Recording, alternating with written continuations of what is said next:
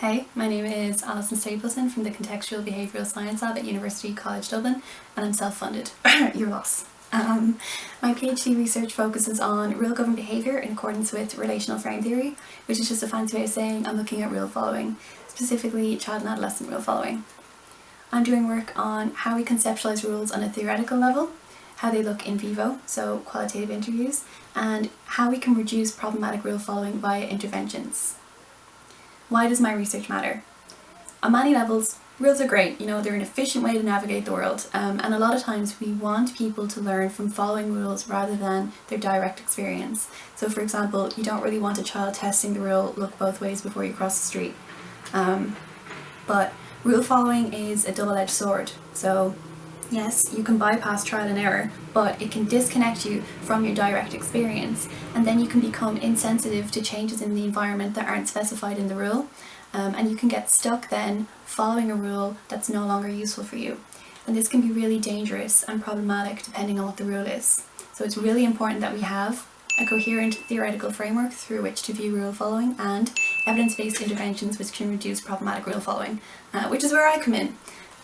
In terms of applications, when we think rules, we often think of laws and the criminal justice system, but the applications of my research aren't only in law and order.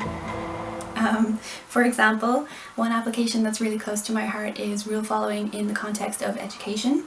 So if a child is in an environment with social rules that actively discourage them from pursuing third level education, whether these rules are delivered by their peers, their family, their parents, or teachers, that child is unlikely to progress to third level education, and we have data from tertiary schools showing this. And college isn't for everyone, but a child's decision to not attend college or third level education should be based on what matters most to them, not on rigid, unthinking adherence to social rules. So it's really, really important that we can promote flexible rule following for these individuals in line with their values and what matters most to them. And it's especially important for these younger individuals who are making these big decisions that will have huge implications for the rest of their lives. Another application that's really relevant to our current context is rule following in the context of COVID-19 restrictions. So I actually wrote a paper on this recently, which will hopefully be out by the time this video airs, link in bio. But basically, authorities implemented public health measures in response to the COVID-19 pandemic that put restrictions on the individual.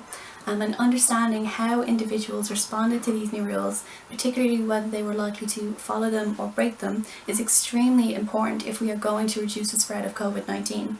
And my research provides insight into this. So for example, speaker credibility, authority, ability to mediate consequences, etc. are all really important factors that people delivering these kinds of rules should consider. And finally, why is it important that I'm doing this research? In contextual behavioural science, researchers will casually say things like arbitrarily applicable derived relational responding. So it's really important that researchers like me, who are dedicated to effective knowledge transfer, will just tell you what's going on in plain English and let you know what's up.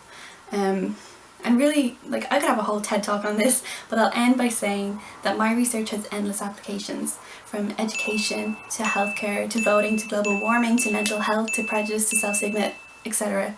And that's why my research matters.